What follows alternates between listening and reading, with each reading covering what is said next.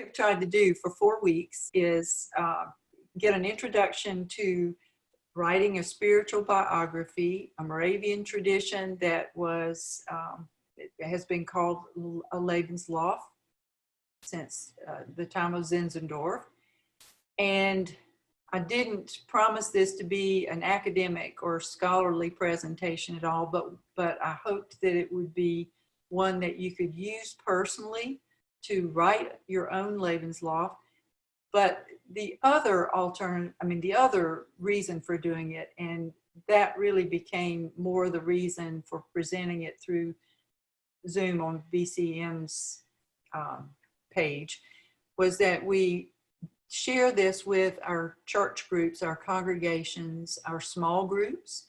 And the way that it has been shared, besides being, I believe, a requirement for a certain number of years in seminary that a lebenslauf be written, it was used in the spiritual growth program in the late 80s, 90s, early 2000s, and there may still be a few Gemeinschaft groups still meeting, but that was part of the spiritual growth program that was 3 years, 40 weeks each of the 3 years, and a lebenslauf was written in the first year, the first 40 weeks, and again either revised or rewritten in the second one. And I believe I did it not quite in the same order, but in the third one, the focus was more on a creed, but you still worked on lebenslauf. Did any of you do any of that spiritual growth program? Or I did 1 year of it. all right, so I did year 1 3 times, but not consecutively. I did it year 1, year 2, training for year 3, and then went back when there wasn't enough for a group for 3, and did 2 different 1 groups. So, so you wrote a lebenslauf, David, in the first one probably. And my lebenslauf, the first year I did that was around 20 years ago. So when I reread that in preparation for doing these sessions, I thought, who is that? I recognized some parts of me, but there's a whole other part that has happened in the last 20 years. A lot of significant potholes and pitfalls and pit stops and bumps in the road, and a lot of joys. So it is my aim to write a lebenslauf again and to do what I always taught my journalism students to do: boil it down. I'm probably one of the wordy people in the world, thinking I have to say so much to make sure that I cover all the bases and give all the information, when probably I could write a haiku in 17 syllables, and that would be a better lebenslauf for me. So, and I actually thought about having us write haiku today. One of my friends, whose daughter works as a nurse in another part of the state, was very anxious about going to work because she did not have any of the personal protective equipment that would fit her. The whatever the shield is, the one that they offered from the hospital didn't fit her face. So her mother, who couldn't leave because she's caring for a husband who had a stroke, she couldn't leave anyhow, but she wrote haiku back and forth to her daughter to encourage her. And so then the daughter started writing haiku back and forth too. So anyhow, I think it's a pretty powerful way of conversing, and I think that might have to be my lebenslauf at the rate I'm going. So two things. I wanted to offer you some ways to write your own lebenslauf. I wanted to offer you some ways to share this with a group. And the slides that I am going to share, again, just to go through and review, including the ones I haven't shared yet. That whole set of slides should be available to you as a PDF. And if you want to use it in a PowerPoint or a keynote presentation, you would simply copy those into your own presentation, or you can do whatever you want to with them. And the credit for them is not all mine. I think I told you Dan Miller at Edgeboro Moravian Church in Pennsylvania did the slideshow that I began with, and actually it came through Evie Bloom because I had asked about a year ago, a little more than a year ago, I said, wouldn't this be a great thing for us to do at church? Well, you know, you should never do that because then you get to do it. I really wanted to share that. So I'm going to share my screen for a few minutes and show you or go through some of the slides and talk about what we did, what we haven't done, and what we could do with these. And then we'll do a little bit, I'll share a little bit for us to do together. So on my screen, I hope you're going to see the slide that we started with, the Revisiting a Moravian Tradition, Write Your Own Spiritual Biography, and Autobiography. And we talked about a little bit of the background for memoirs. If you haven't received the slides that Eric Elliott presented for us 2 weeks ago, those are also going to be made available. But I wish we could have done a virtual tour of the archives and actually seen some of the ones that were shown to us by Eric. We talked about that lebenslaufs were, I know I didn't say that right, David, forgive me, but anyhow, that these were a way for the deceased in the community to bid farewell to each other. But another part of that process, and that what became that tradition, was that Moravians shared their own stories while they were alive in church services. And I think that is really a way to make the invisible church visible. I hesitated to offer during this online session a chance for us to share our own lebenslauf with each other, just because it felt a little bit, well, I'm not sure how it felt. It didn't feel quite as comfortable doing it when it was going to be recorded and offered, you know, more publicly. And it's not that our memoir shouldn't be public, because I just said we're trying to make the invisible church visible when we do this, but it just didn't quite feel as comfortable. So the original plan was to have people have some possibilities for writing or sharing their lebenslauf, and then actually share them in that small group that had become community. So at New Philadelphia, for example, we had 2 weeks together before we had to cancel everything. And we did a little bit of introduction to each other, with each other, and talking about names. We used some of the questions and we used some of the prompts. But we didn't get to the stage of sharing a lebenslauf with that small group. And I wanted to pause on this particular slide again for a minute, because a lebenslauf is reflective writing. And that doesn't mean you're just reflecting as you write, but you use that writing to reflect on. For years and years and years, I kept journals, and I never opened them again once I wrote in them. I just closed them up and put them in a box. And I really wish that I had reflected on what I'd written. In this particular time in our lives, when we are sheltered in place, when our whole world is paused, and when there's a lot of uncertainty. This is a time we need to be writing about what's going on in our hearts, how God is working in our lives and in others.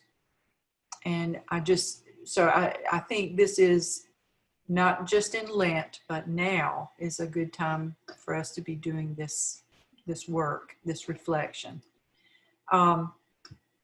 Some of the reasons we talked about for creating a lebenslauf were to celebrate the gift of our experiences within God's bigger story, and to find the movement of God in each of our lives. If at the end of the day we reflect on how God has worked in our lives today and how we've seen God's work in the lives of others in this day, I think that's a good start. And we were doing this during Lent, so I was trying to focus on the reflective part. This is something I did not include online, but I think it should appear in the slides that you receive or that you are downloading. If not, I will tell you what it was and why it was. And Dan Miller actually put this excerpt, this 3-minute excerpt from a Saturday Night Live skit that's called "What's That Name?" And it pointed out in a sort of funny way how we don't always know others' names, people who we interact with all the time, and the importance of names. So that 3 minutes was to get us started thinking about who we knew in the room and what we knew about them, and then to have a chance to converse and find out a little bit about that person's name, how he or she got the name, some special story about it. And we shared a little bit of that in this group at the beginning, not as much as what I would have done in a face-to-face group. And all we did was say our name and tell what the name means and how it's connected, which is important. And I gave you some questions that were from Dan Miller, from Gemeinschaft, from Living the Essentials, questions that Ruth Kolber-Kaw had put together in preparation for a podcast that probably will happen sometime, called Living the Essentials. Who else's questions did I use? I'm not sure. I know that I put it on the piece of paper who I borrowed all those questions from or where I got them from. And the idea was that as I do in reflective writing sessions, I would offer you some prompts for writing or thinking about your life path from a slant. Instead of saying, what is your most important moment in your whole life? We would write at a slant toward that. And that's a little bit what we did with, let me skip ahead, with the where I'm from prompt, which some people felt some connection to, and some people probably didn't.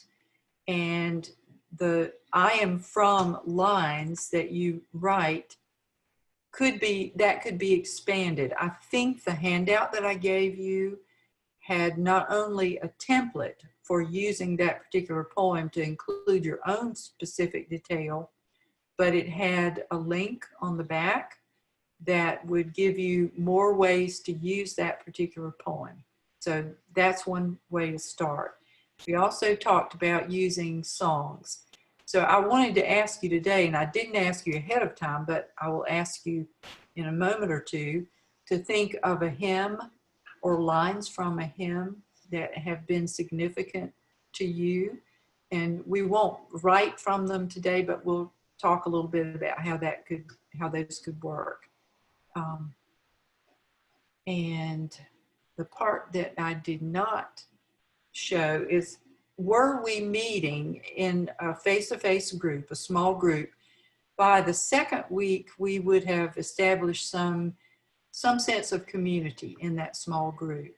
So I think we would be more ready to share a lebenslauf with that small group. One of the books I use that is not right here on my desk right now in writing sessions for Trellis and for community and other groups is called Writing Alone and with Others. And part of it is a book by Pat Schneider, and part of it is that you might write in a room with other people. You might never share a word of what you've written, but something about that community of writers just being there together as other human beings creates a powerful community. And I know that in one group that has been going on now for about 6 years, one participant came every week. That's probably about 15 times during the year. And over the period of 5 years, never shared a single word that she wrote, but she so appreciated being able to write in community. So that's what you could offer in a group. And if you do present a lebenslauf in the group, this is not terribly different from the way that it was done in Gemeinschaft, but it has some of those components. But you would have a timekeeper, and I had planned to have, first I was going to have 20 minutes offered to each person to present a lebenslauf, and then our time got cut a little bit shorter, and I said 15 minutes. And then I think I finally told everyone 12 minutes. So you can limit the time that a presenter shares, and the timekeeper is the person in the group who's paying attention to that time. And timing is not, it's not a competition. It's not, anything that, it's not a bad thing. What it does is allow somebody to dig in deep into what they're sharing and then come back to surface. And the timekeeper in this scenario would give signals at 5 minutes and 2 minutes just to let the person who's giving the lebenslauf a chance to know how long they're sharing. And that's timekeeper is one role. The person sharing the lebenslauf is a role. And then there are lebenslauf listeners. And being a reverent listener is a very important part of that community. If you're not giving a lebenslauf and you're not keeping time, in this scenario, you are a listener. And you would take turns responding to the person's story after he or she finishes. And the response, I had said 12 to 15 minutes for the lebenslauf and 10 minutes total for responding. And I think we had about 12 people in the face-to-face group. So that would mean, each person might have a minute or less to respond. So the way people would be asked to respond to hearing the story of someone else's spiritual path is to say how you saw or how you can continue to see God work in their life, and or any connections or similarities between your experiences and theirs. And this is something that needs to be sort of held in check a little bit, because sometimes you have a group when a life story is shared, and the person doing the affirming, the responding, goes on and on and on about their own experiences. And so it needs to be still focused on the person telling the story. And affirmation just, what's an example of an affirmation you can think of that you might share with someone who's just told a story of their life?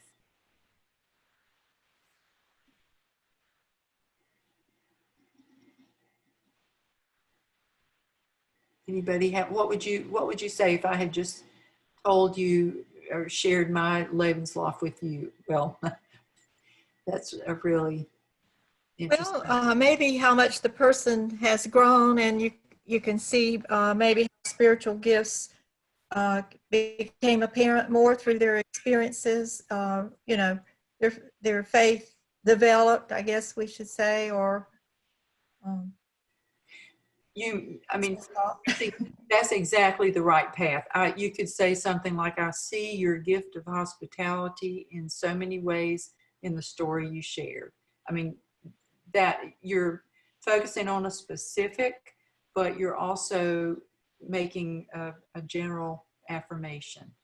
And you can also talk about a specific, your favorite or most meaningful part of the story that the person shared. So the listener in this role is really important. And another couple of things about listening, there would be no judging. I retired all red pens that I used to evaluate papers a long time ago. And all the writing groups that I work with, no red pens, no red pens. It's not an editing group. So we don't judge, we don't correct, and most of all, we wouldn't interrupt, and we would keep confidentiality. That's something I really didn't, I probably should have focused on those things at the very beginning, even for us. But responders, listeners try to keep it brief because we would be trying to do just 10 minutes. If we had tried to keep I think the time period would have been, I think it was only 45 minutes on our Wednesday evening Lenten times, but we would have had no more than 2 people share during that time. So this third item says no sharing for the teller.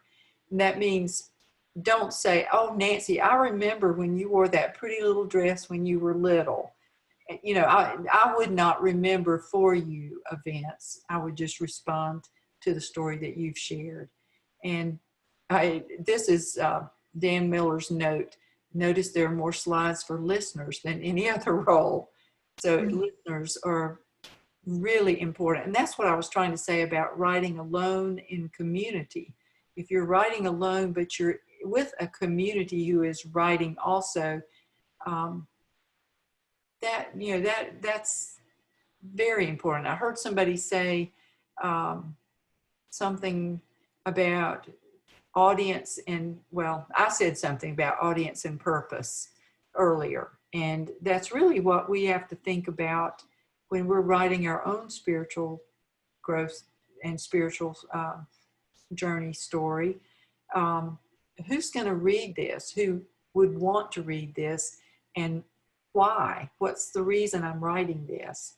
So if you can start with those 2 things, as we would for any written communication, who's the audience and what's the purpose? And the audience may just be for yourself at this point. That might be the most important audience. Your audience may be God. Your purpose may be to reflect on one event in your life or many at this point. The closing prayer, I think we use this maybe the first week of these 4 sessions, but this is again one that could be used after having heard and responded to group members of the group who shared a lebenslauf. So it is actually on 3 slides, and it is from the Liturgy of Celebration. So I wanted to share that it is part of a celebration. As God created the heavens, the earth, and life itself, may God give birth to new life in us. May God's love be known to us today through Jesus Christ. And then as tiny pebbles thrown into a pond cause ripples to move outward in ever widening circles, may our love move from this place outward. expanding to embrace our neighbors, our community, our human family, and our world. May all that we do and say and live be a prayer, be a witness, be a prayer, and be a celebration. I already thought ahead to something. Sorry about that. But may all that we do and say and live be a witness, be a prayer, and be a celebration. So I think that's a hopeful and joyful way to end a session where people have shared their life stories. Do you have questions about any of those things that were mentioned? That's a really, not a quick overview, but an overview of what we have talked about. Nancy? Well, I was gonna, okay, confession time.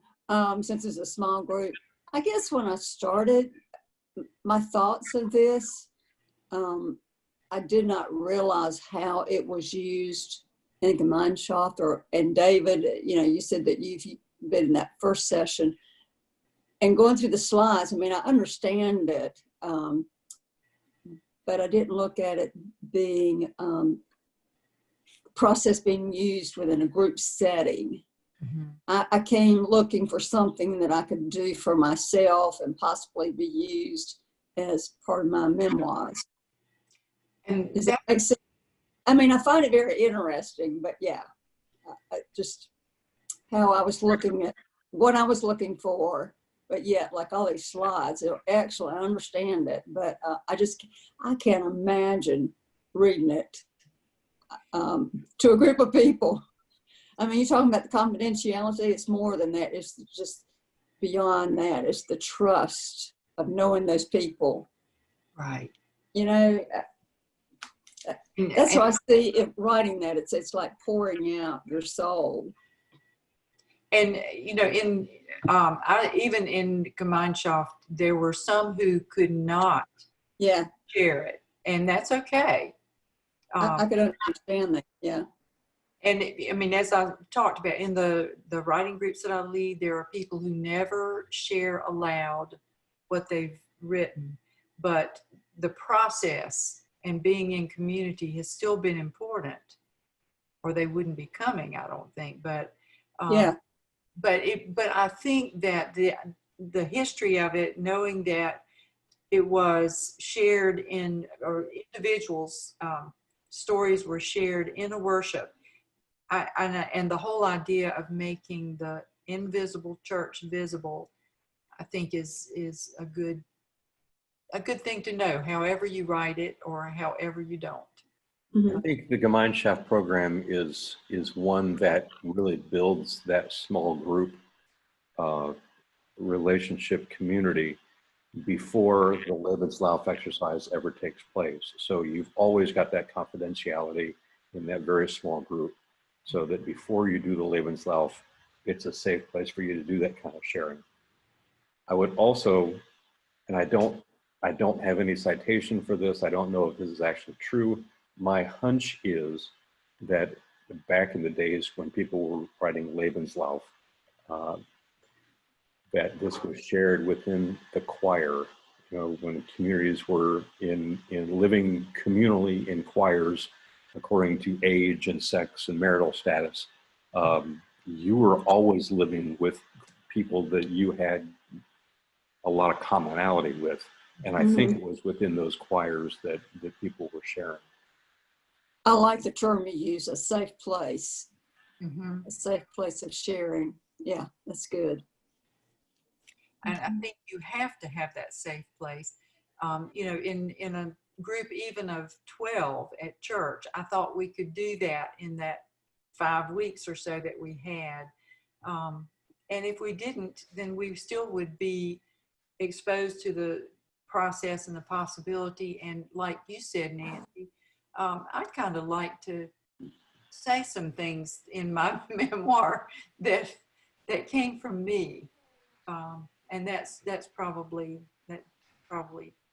sounds a little arrogant. I don't mean it to. Well, no, because, I'm sure all of our family, our children have heard stories, but, that way the facts would be put down as they actually happen. You know, like that, yeah. In some of my father's later years, he started writing things down. I mean, he was not Moravian. He didn't know anything about lebenslauf or anything else. But he just started writing about some of his memories from childhood and from other times in his life. And it was a real gift to me to have those stories, some of which I had heard throughout my life when he would talk about what things were like when he was growing up.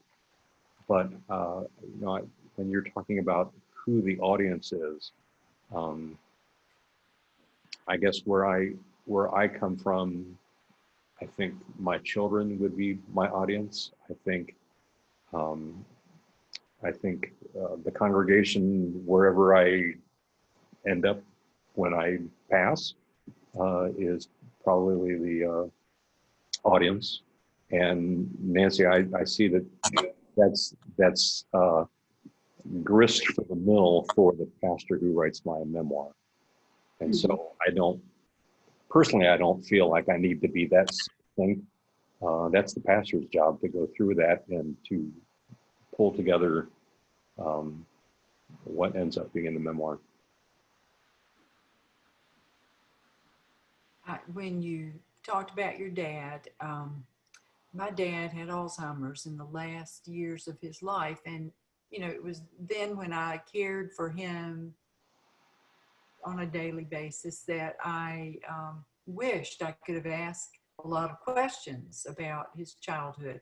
I knew some of the stories that his siblings had told me and knew some of the details, but after he died and I went through some of his belongings, I found a 20-page typed account of his time in World War II, from the time he was in New York City and doing training films, and they were called the Dream Boys, and he saw Claudette Colbert. I never knew any of that. You know, and then there was a story in it that he, my dad was a mechanic, and he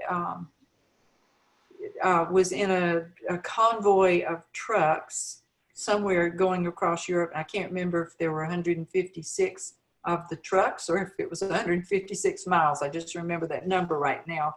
But they had to travel at night, so they couldn't use headlights. So they would put handkerchiefs on the bumper in front of each of the vehicles so that they could follow.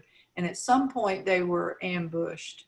And so he leapt under a truck and then found out later that that was the truck carrying fuel. But yeah, I still had the stories, but I just didn't have his voice telling them aloud to me. And I really appreciated those. So that's another reason I really want to encourage each of us to write down some of this reflection about our spiritual journey. And like you said, it might be grist for the memoir that someone else writes, but at least it will be some stories that have mattered to us, some ways that God has worked in our lives. So before we leave this last screen, I come back to the other. David gave us a specific link for that Hinge article, or actually it was a whole issue, The Modern Self in 18th Century Moravian Memoir. So that is accessible. I think my link might not have been through issue, and I think yours was. So I know there's more than one way to find it. But that would be good reading if you want to, if you're going to present this to another group and want to know a little bit more background. And the Spotlight blog, you could search. I didn't put a specific link for that either, but that was the post by Dan Miller that talked about how he had, I think he might have done this during Lent in 2018, but I'm not certain. I didn't go back to look at it. The Catherine Fall, one person mentioned, and she's not here this week, something about writing a collection or doing some sort of collection of memoirs. And Catherine Foll did Women from the Northern Province, but I remember reading some of those and reading about someone whose parents were killed in front of her, and she was kidnapped. And I mean, she really had a story with life events that most of us don't have, and talked about her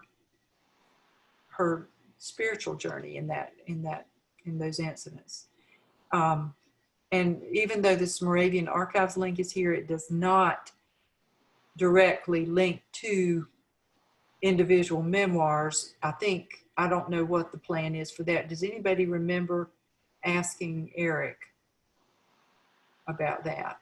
I know it'll be in the recorded version of the second session, but I don't remember. I see myself looking over to the side because I'm looking at the screen. So this slideshow and the one from Eric would be offered to you. And if you don't get it through a link from BCM, because I think Hannah mentioned right at the beginning that Austin is doing all this, the editing and uploading and all that kind of thing, but he's doing it for a lot of different things right now. So if you want them before you get them from BCM, use that email address and I'll email them to you. So when we were talking at the beginning, I mentioned a hymn that meant something to you, and I didn't give you prior homework warning, but can you think of a particular hymn that has meant something to you in your life that you could share a little bit about? You don't have to sing it if you don't want to, but if you want to, we'll listen. I'll let Dave sing it. Dave, I've enjoyed your solos in Passion Week. Oh my gosh, excellent, excellent. That's a side item, but excellent job. Thanks. I think if I would say what is my hymn, it's God of grace and God of glory. And the first line goes, God of grace, God of glory, on your people pour your power. But the last lines, grant us wisdom, grant us courage for the facing of this hour. We can just use that, or I can just use it every day, no matter what's going on. But that gives me my strength. Yeah, that's my hymn.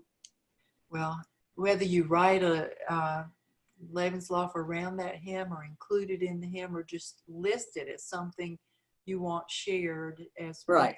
Your testimony, I think that is absolutely beautiful. Well, I've shared it in my Sunday school class, and maybe I've shared it more than once because someone told me that was also Henry May's favorite song. Oh. And I've known him, well, he probably knew me before I was, when I was just a babe. But anyway, Henry was very close to my family, so I found that very interesting. Yeah, that someone said how a pastor, Worth was really good at this too. They had their favorite hymn, and we probably would sing it once a month, every month, type thing. So that would be HE's. But yeah, that's mine. Anybody else? I think one for me anyway that was very special was after a time of my daughter's illness, and it was a time when I was searching many avenues and seeking God in different ways, but she did pass away. But after the fact, the hymn that just was so meaningful was, it really spoke to me and, just seemed to answer the question, was trust and obey, for there's no other way to be happy in Jesus but to trust and obey. And it was just a very soothing hymn. And so I know I always think of that as one of those very special ones. And that the hymn and the story are a very special part of your journey. So.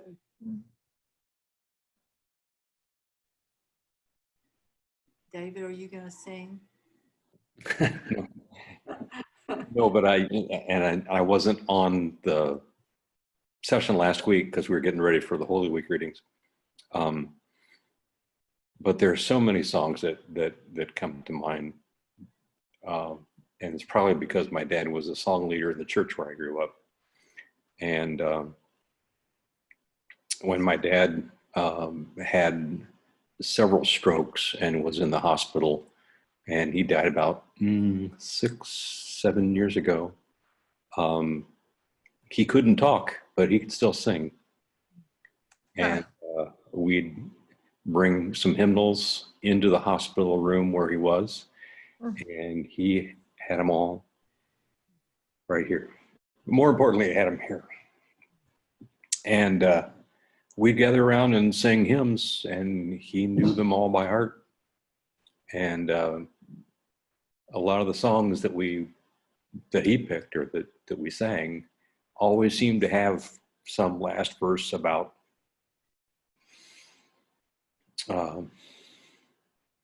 being in heaven. And so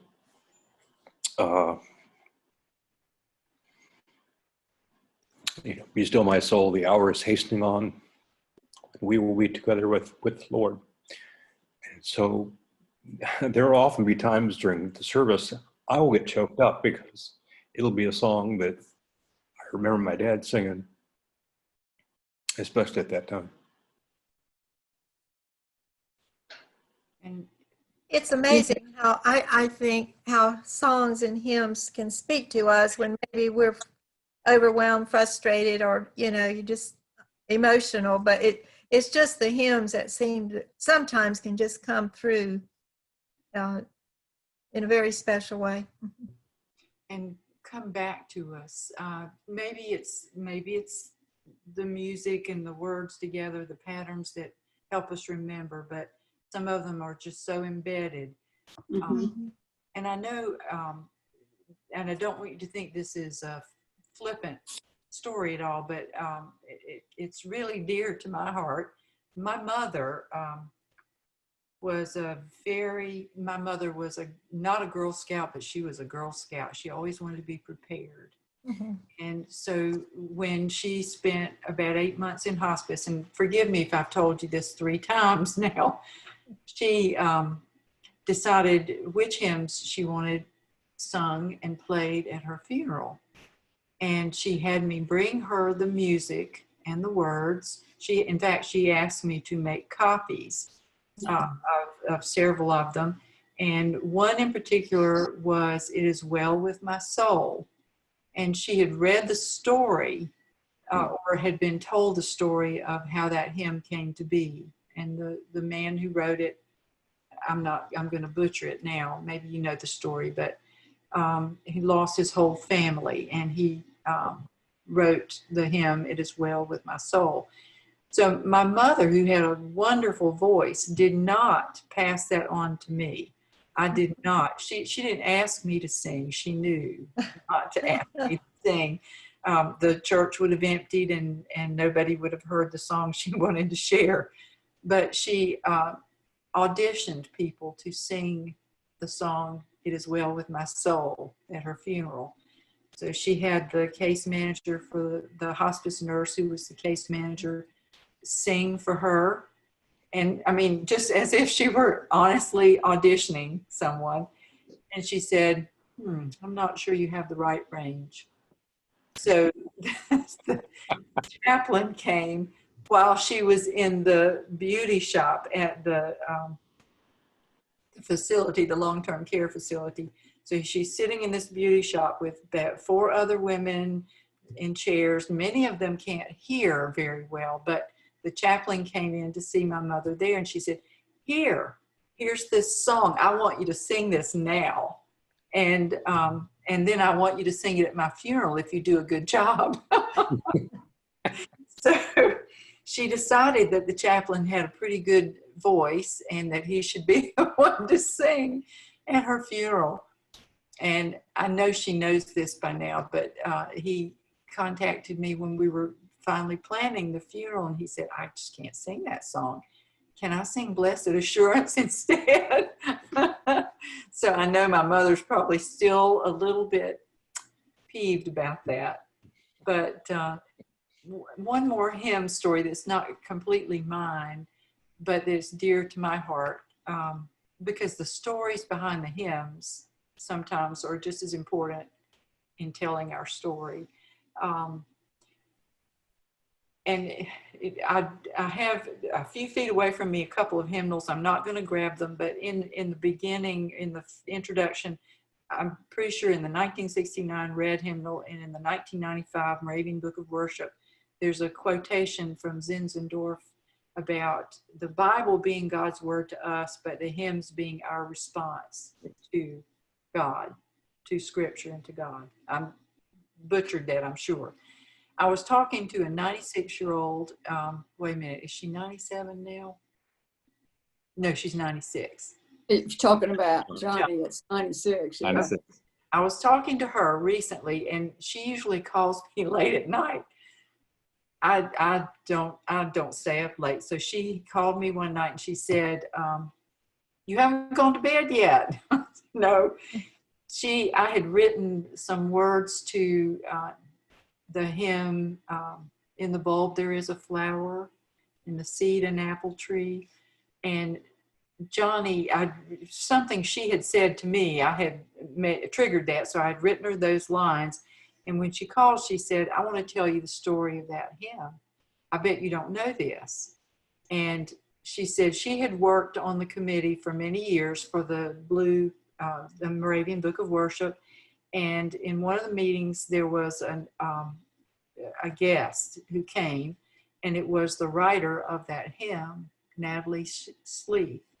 And she said that Natalie, she said, you probably don't know this, but she wrote that hymn after her daughter had been ill and after her daughter's death. And that had been a very important, a very special hymn to me. So Johnny's sharing that story about her meeting Natalie Sleeth. And I think Natalie Sleeth died in the early 90s. So I think this meeting might have been in the late 80s when she met with her. So I think even if you chose one hymn, one, as you've mentioned today, to tell that story, to write that story down for a lebenslauf, that would be a beautiful gift to the people in the congregation, in the community, your children, your family. They may not know. And we have 5 minutes, and I have probably, I was going to suggest that we, I'll just suggest we do this on our own if we want to. The word benediction means good saying, literally. And I think writing a benediction, if that's the only thing you offer, maybe you don't want to write about a hymn, but if you offer a benediction, your audience might be your family, your community, whoever is important to you in this life. But you might write a benediction as something that is a blessing to, and you might start that with may you or may we, and finish that line, write that over and over again. One of the, I didn't even copy sections from this, but I'm going to lose his name. To Bless the Space Between Us by John O'Donoghue. He was an Irish preacher and poet. Lived in, I think, maybe 2005-ish, somewhere in there, but it's when he died. But he has some beautiful benedictions and blessings in his bless the space between us. So I'll try to remember, put that on the references for this week. Now I'm going to find one last thing here, if I can. And this is a kind of benediction, but I'm going to tell you the story behind this one too. Let me see if I can share my screen one more time here. If I can find the right one. Let's see if this is it. Yes.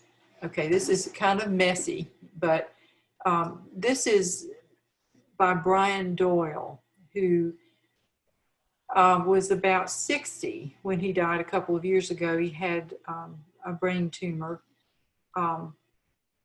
and he is a writer that I have read often. He used to, I think he might have been chosen the best Catholic writer of some year, but I hope this will not seem irreverent to you. This is his last prayer, his benediction, that he wrote maybe a year before he died. Dear coherent mercy, thanks. Best life ever. Personally, I never thought a cool woman would come close to understanding me, let alone understanding me, but liking me anyway. But that happened.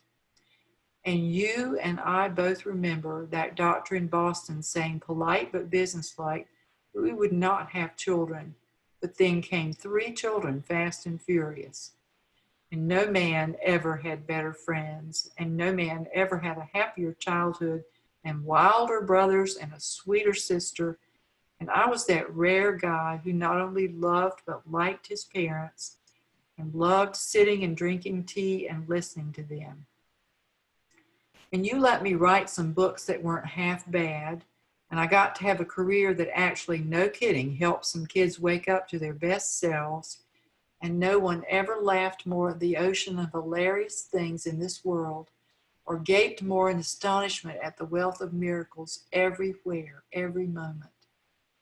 I could complain a little here about the long years of back pain and the occasional awful heartbreak, but Lord, these things were infinitesimal against the slather of gifts you gave mere me, a muddle of a man, so often selfish and small. But no man was ever more grateful for your profligate generosity. And here at the very end, here in my last lines, I close my eyes and weep with joy that I was alive and blessed beyond measure, and might well be headed back home to the incomprehensible love from which I came muling many years ago. But hey, listen, can I ask one last favor? If I'm sent back for another life, can I meet my lovely bride again in whatever form? Could we be hawks or otters maybe? And can we have the same kids again if possible? And if I get one friend again, can I have my buddy Pete? He was a huge guy in this life. Make him the biggest otter ever and I'll know him right away, okay? Thanks, boss. Thanks from the bottom of my heart. See you soon. Remember, otters. Otters rule. And so, amen. And Nancy, you might remember that the pillow that I read in the other group at New Philadelphia, that was also written by Brian Doyle. So in that one, he told a story about his brother being thrown through the door, through the wood part of the door, and that brother became a carpenter. When you were reading that, the person I thought of, Matt Hageman, I can almost hear him writing something like that. I mean, yeah, I don't know if you've ever read those books that he wrote at the very end, but his unique way of expressing, yeah. Well, that's certainly, I hear Brian Doyle's voice in that. I think it's one of the best lebenslauf I've ever read, heard, prayed, and now I can't look at otters without thinking of Brian. but I just, I hope you will.